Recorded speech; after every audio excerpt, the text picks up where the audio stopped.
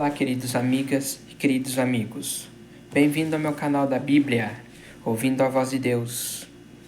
Nós estamos gravando a lição da Escola Sabatina do Evangelho de Marcos. Eu vou gravar para vocês mais um vídeo da lição da Escola Sabatina do Evangelho de Marcos, que é a lição 3. E o tema da nossa lição é controvérsias.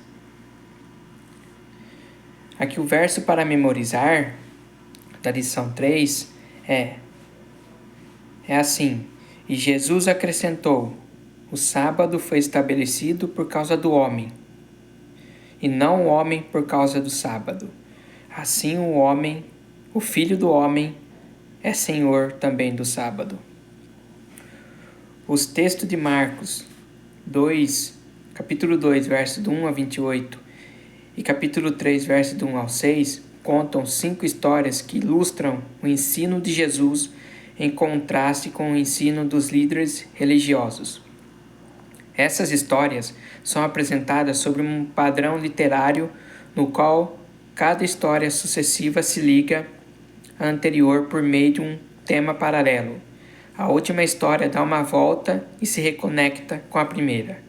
Cada uma dessas histórias ilustra aspecto de quem Jesus é, conforme exemplificado pelas declarações de Marcos 2, capítulo 2, versos 10, 17, 20 e 28. As lições de domingo, segunda e terça aprofundarão o significado desses relatos e das declarações de Cristo. Marcos capítulo 3, verso do 20 a 35, é o texto estudado de quarta e quinta. O que estudaremos também é um exemplo de uma técnica usada por Marcos, conhecida como histórias em formato de sanduíche. Essa técnica narrativa ocorre pelo menos 6 vezes em Marcos. Em cada caso, o foco está em algum aspecto importante da história de Jesus e do seu papel como Messias, ou na natureza do discipulado. Nesta semana, vamos ler alguns relatos sobre Jesus e descobrir o que podemos aprender com eles. O primeiro relato de Jesus é curando um paralítico. Marcos 2, do 1 ao 2. Marcos 2, do 1 ao 12. O que o paralítico estava procurando quando foi levado a Jesus e o que ele recebeu? O homem não conseguia andar. Portanto, seus 4 amigos tiveram que carregá-lo até Jesus. Depois que abriram o telhado, ajudaram o homem a descer até Jesus. O mestre viu a fé deles. Como alguém pode enxergar a fé?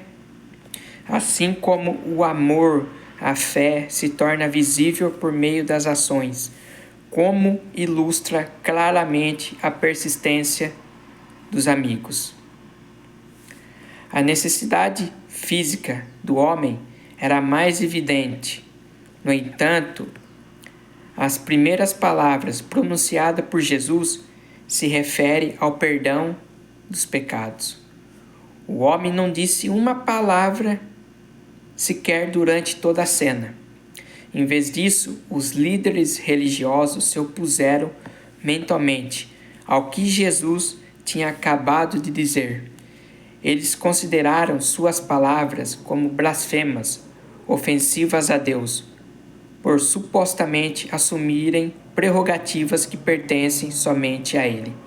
Jesus enfrentou os oponentes no próprio terreno deles, quando um estilo de argumentação que era bastante típico dos rabinos, conhecido como do menor para o maior. Uma coisa é dizer que os pecados de uma pessoa são perdoados, outra coisa é realmente fazer um paralítico andar. Se Jesus era capaz de fazer aquele homem andar pelo poder de Deus, então sua reivindicação de perdoar pecados estava confirmada. Então Jesus confirmou tudo para aqueles mestres da lei. Ele perdoou os pecados porque ele é Deus. Ele fez aquele paralítico andar porque ele tinha o poder de Deus. Jesus mostrou para os fariseus ali, os mestres da lei, que ele tinha autoridade eu sou Deus. Então, ele fez aquele paralítico andar e perdoou os seus pecados na frente dos mestres da lei, e os mestres da lei não puderam fazer nada, ficaram calados. Em Miqueias 6, do 6 ao 8, como esse texto aplica ao que estava acontecendo entre Jesus e os líderes. Aqueles líderes tinham perdido de vista o que realmente importa: justiça, misericórdia e humildade. Estavam tão obcecados em defender a ideia que tinham de Deus que ficaram cegos para a obra de Cristo, que ocorria diante deles. Aqueles homens não mudaram sua percepção sobre Jesus, embora eles tenham dado evidências de que veio de Deus. Jesus mostrou que era capaz de ler a mente deles, que já não era pouca coisa, e curou o paralítico na presença deles, de forma que não podiam negar. Quando aqueles líderes religiosos viram que Jesus curou aquele paralítico, eles não podiam negar. Jesus estava mostrando para eles que eles tinham poder. E o poder de Jesus vinha de Deus. Jesus mostrou autoridade para aqueles mestres da lei. Agora nós vamos para a segunda-feira, o chamado de Levi e a questão do jejum. Em Marcos 2, 3 ao 22, quem era Levi, filho de Alfeu? E por que alguém se oporia ao seu chamado para ser discípulo de Jesus? Na época de Jesus, os cobradores de impostos eram funcionários públicos que trabalhavam para o governo local ou para Roma. Eles eram impopulares entre os judeus que moravam na Judéia, porque cobravam mais do que o necessário e enriqueciam às custas de seus compatriotas. Um comentário judaico a respeito da lei religiosa diz: se os cobradores de impostos entrarem em uma casa, tudo que está dentro dela se tornará impuro. Portanto, não é de surpreender que os escribas tinham questionado com desaprovação: por que ele come e bebe com os publicanos e pecadores? Marcos 2, 16. Como Jesus respondeu às perguntas deles? Ele não a ignorou. Em vez disso, Jesus a inverteu, indicando que quem precisa de médico são os doentes e não as pessoas saudáveis. Com isso, ele reivindicou o título de médico espiritual, aquele que cura a alma adoecida pelo pecado. Um médico não deveria, afinal, ir aonde estão os doentes? Em Marcos, capítulo 2, versos 18 ao 22, introduz um novo tema. É a história central dessas 5 histórias, que tratam de controvérsias. Enquanto a sessão anterior incluía um banquete oferecido por Levi, a história seguinte gira em torno da questão do jejum. Algumas pessoas perguntaram por que os discípulos de Jesus não jejuavam, quando os discípulos de João Batista e os fariseus faziam. Jesus respondeu com uma ilustração ou parábola na qual compara sua presença a uma festa de casamento. Um casamento seria estranho se os convidados jejuassem. Jesus, no entanto, predisse um dia em que o noivo seria tirado, uma referência à cruz. Então haveria bastante tempo para jejuar. O que Jesus quis dizer aqui? Quando Jesus fosse tirado dos discípulos, que Jesus é o noivo, fosse tirado dos discípulos, aí os discípulos de Jesus haveria bastante tempo para jejuar. Aí eles iam jejuar mesmo, quando o noivo fosse tirado. E quando Jesus foi tirado deles, eles jejuaram bastante. E Jesus aqui usou 2 ilustrações que contrastam seu ensino com o dos líderes religiosos. Pano novo em roupa velha. Você não pode remendar um pano novo em uma roupa velha. Se você remendar o pano novo em roupa velha, o remendo ali vai fazer um buraco Não vai dar certo.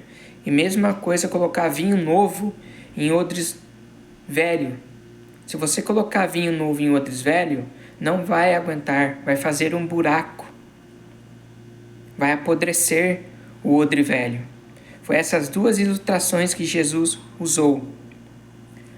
Que modo interessante de contrastar o ensino de Cristo com o dos líderes.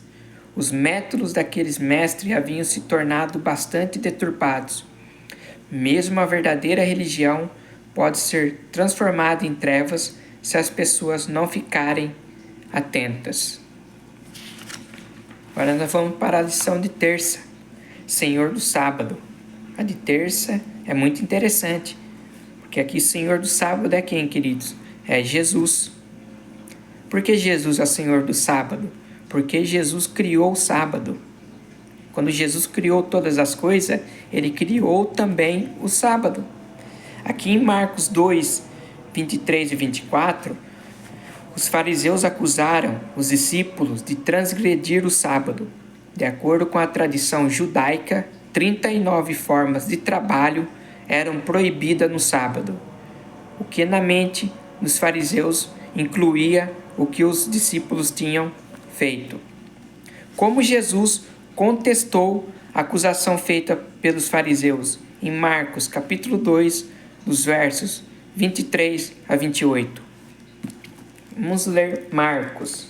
Como Jesus contestou a acusação feita pelos fariseus.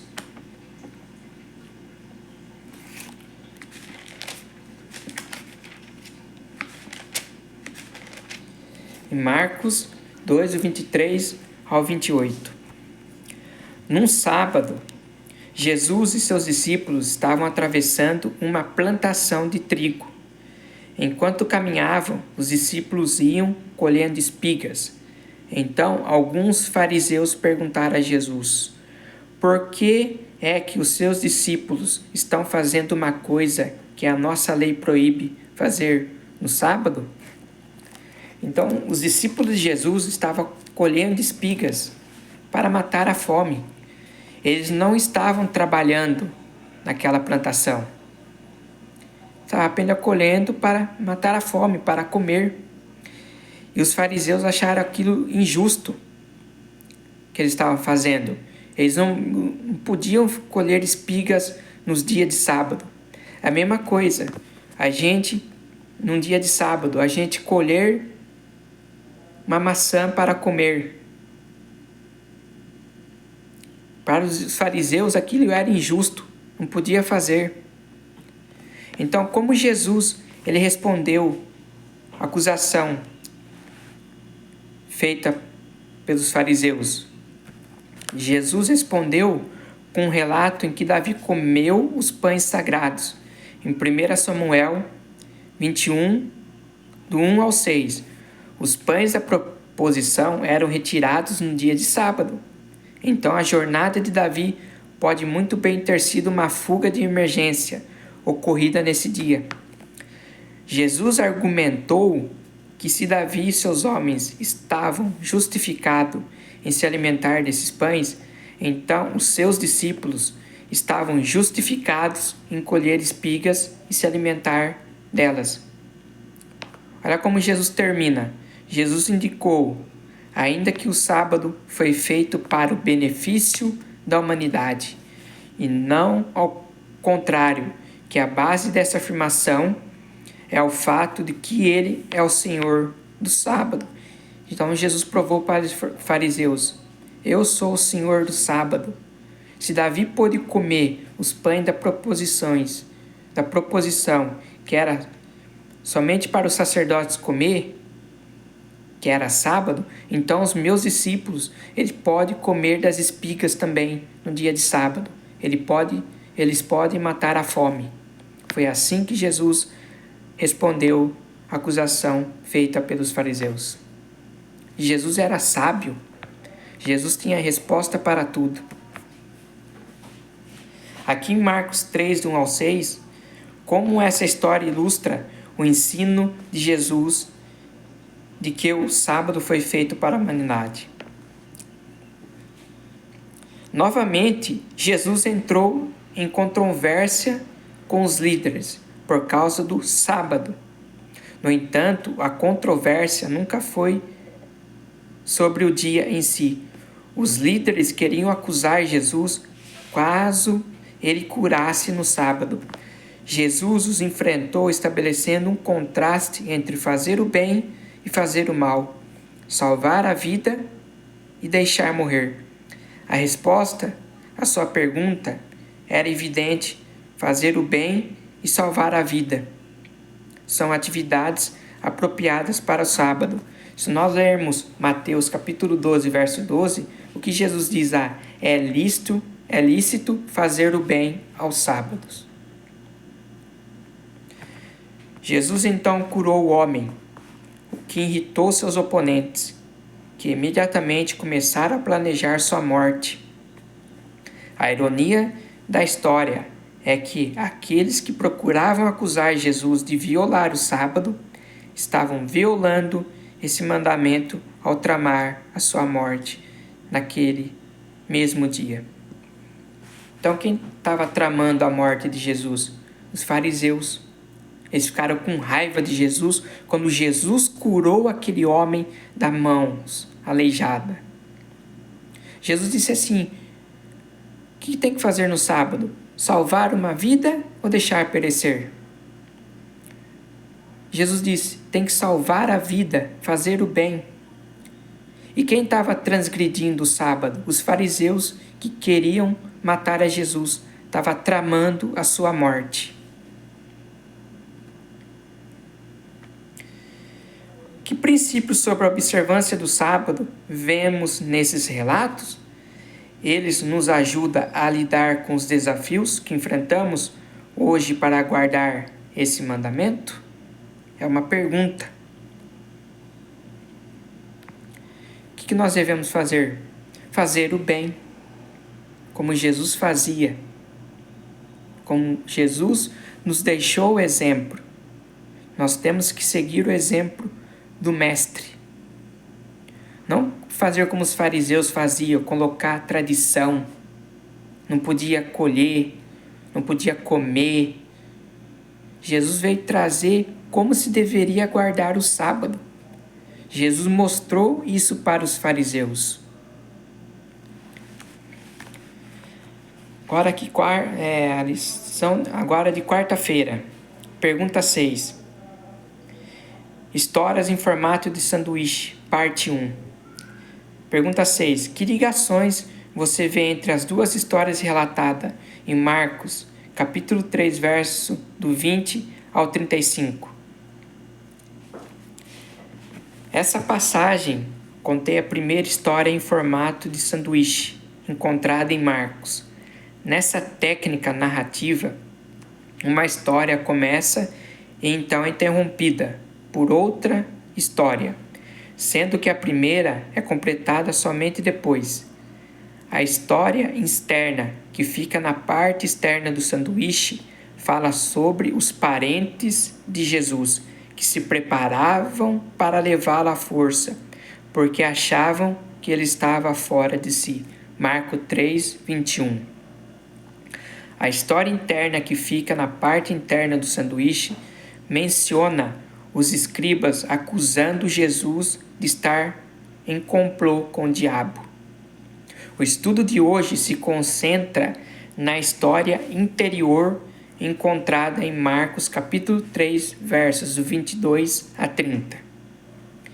De acordo com Marcos 3, 22, os escribas disseram que o poder de cura de Jesus vinha do diabo. Olha o que os escribas estavam pensando de Jesus, que o poder de cura de Jesus vinha do diabo. Não existe isso. Jesus tinha o Espírito Santo.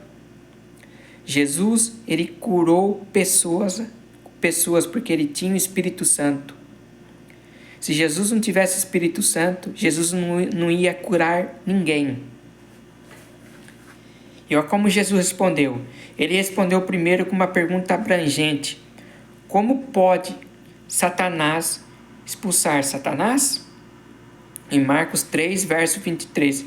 Não faz sentido que Satanás trabalhe contra si mesmo. Jesus passou a falar sobre divisão dentro de um reino, dentro de uma casa, e na atuação do próprio Satanás, mostrando que isso destruiria o sucesso deles. Mas então o Senhor virou a mesa e falou sobre amarrar um homem forte para levar os seus bens. Nesse último exemplo, Jesus é apresentado como um ladrão que entra na casa de Satanás, amarrando o príncipe das trevas para libertar seus cativos. Então, olha o que os escribas estavam fazendo aqui, acusando Jesus. Os escribas estavam blasfemando contra o Espírito Santo, falando que Jesus tinha um espírito imundo. Olha a blasfêmia que os escribas estavam falando de Jesus. A pergunta 7.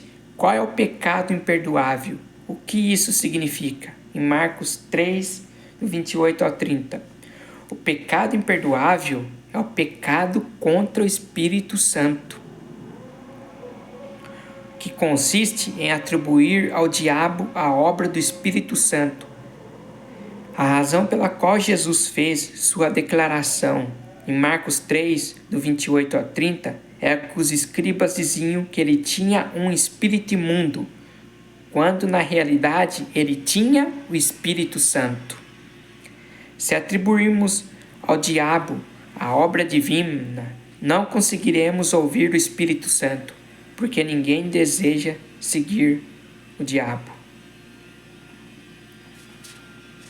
Então, o pecado imperdoável é pecar contra o Espírito Santo.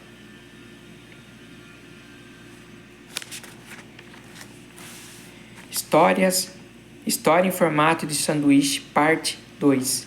Em Marcos, capítulo 3, verso do 20 ao 21, que experiência levou a família de Jesus a considerá-lo como fora de si? Uma acusação de instabilidade mental é grave. Geralmente é feita quando alguém se torna uma ameaça à sua própria segurança. A família de Jesus tinha essa opinião, porque ele estava tão ocupado que não parava para se alimentar. Tentaram levá-lo à força. Nesse ponto se encerra a história que fica na parte externa do sanduíche, que tinha sido interrompida pelo relato em que os escribas insultaram a Jesus. Insultaram a Jesus por quê? Porque os escribas estavam falando que Jesus tinha um espírito imundo, que Jesus operava através de Beelzebul, que era o chefe dos demônios, que é o chefe dos demônios, que Jesus curava uma pessoa através de Beelzebul. Isso é uma blasfêmia. Isso que é blasfemar contra o Espírito Santo. Duvidar do Espírito Santo. Então ele estava duvidando de Jesus. Ele estava falando que Jesus não tinha o Espírito Santo. Mas foi comprovado. As curas de Jesus que a gente vê, ele curava porque ele tinha o poder de Deus e Jesus era ungido através do Espírito Santo. Continuando, há um estranho paralelo entre os relatos da história em formato de sanduíche. A família de Jesus parecia ter uma visão semelhante à dos escribas. A família dizia que ele estava fora de si, enquanto os escribas diziam que ele estava aliado ao diabo. Olha que mentira, olha que blasfêmia falar que Jesus estava aliado com o diabo. Como que em Mateus capítulo 4, quando João Batista batizou Jesus, o que veio do céu? O Espírito Santo, em forma de pomba, e veio sobre Jesus. Como que os escribas falaram que Jesus estava aliado com o diabo, sendo que Jesus era ungido com o Espírito Santo?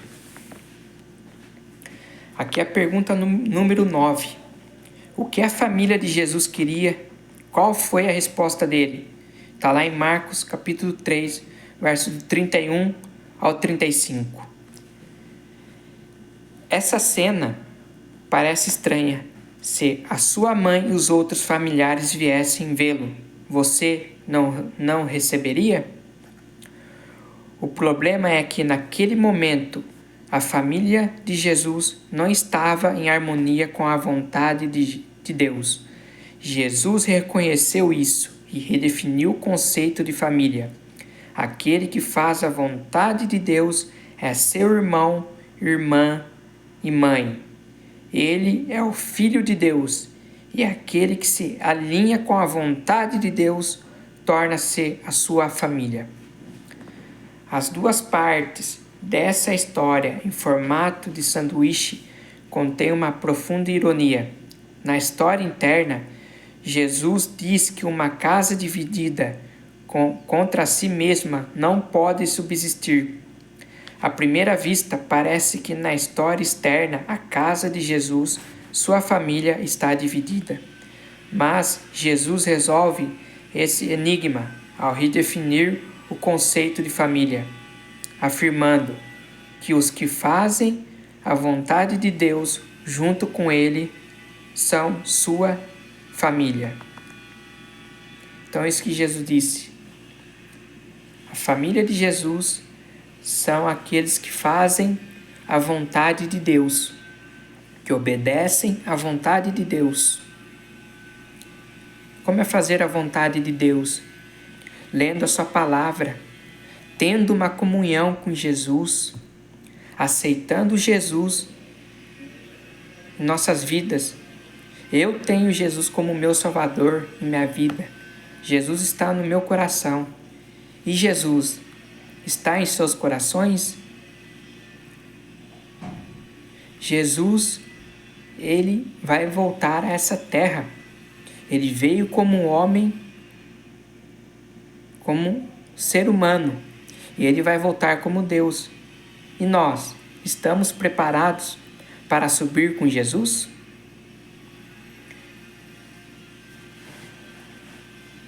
Então esse foi o estudo de hoje. Controvérsias. A lição 3 da Escola Sabatina do Evangelho de Marcos. Agora tem a lição de sexta, que é o estudo adicional. É um comentário que tem aqui de sexta-feira.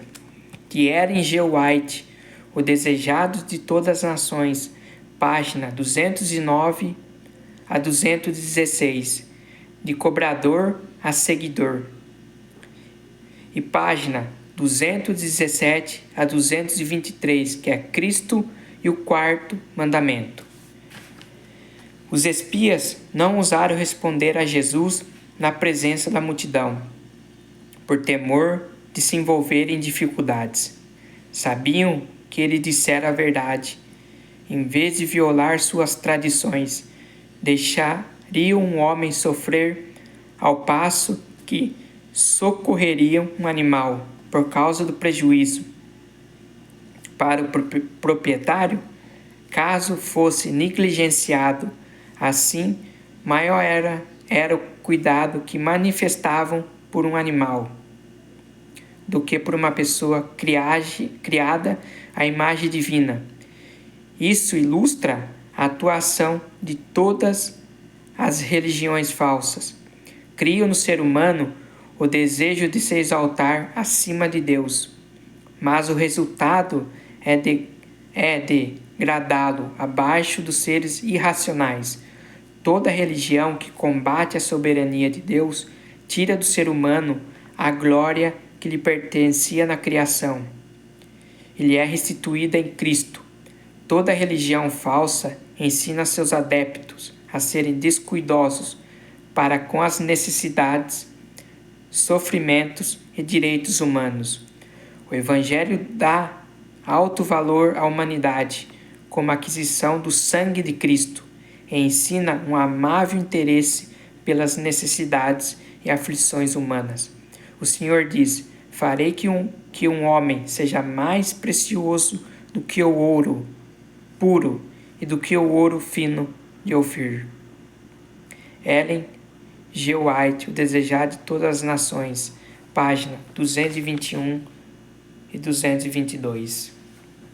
Então esse foi o estudo de hoje, meus amigos e amigas em Cristo.